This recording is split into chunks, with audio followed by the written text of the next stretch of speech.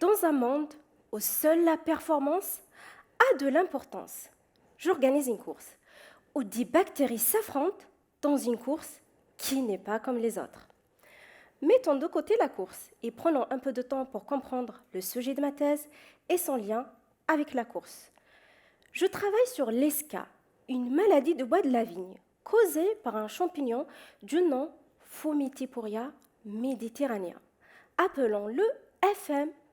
FM s'attaque aux vignes et dévore le bois du tronc, causant une diminution dans leur productivité et longévité, ce qui cause des pertes économiques très importantes, estimées à environ 1 milliard d'euros en France chaque année.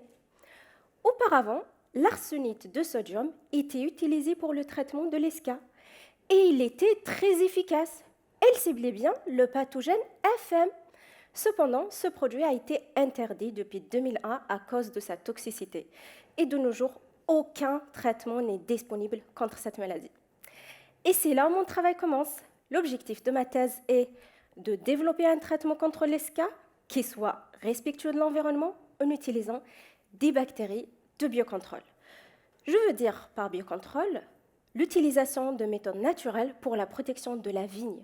Dans mon cas, j'utilise des bactéries provenant de la vigne. Revenons à la course. Celle-ci était justement organisée pour le développement d'un traitement contre l'ESCA en sélectionnant des bactéries efficaces contre FM, donc contre l'ESCA. Dans un parcours semé d'obstacles, la course se lance. La ligne de départ, c'est mon laboratoire, où je mets au combat des bactéries provenant de la vigne contre FM, via différentes expériences. Seules 3 ont réussi à vaincre FM et elles étaient sélectionnées pour la finale. Mais ce n'est pas tout. Pour comprendre les secrets de leur victoire, j'ai mis la course en stand-by et j'ai étudié leur ADN. Et avec l'aide de mes collègues chimistes, nous avons identifié leurs armes qu'elles utilisent pour lutter contre FM. D'ici, la course se reprend et la finale démarre au vignoble, car l'ultime épreuve est de savoir est-ce que ces bactéries seront efficaces au vignoble. Pour ça, j'ai injecté les 3 bactéries dans différents ceps de vignes malades au vignoble.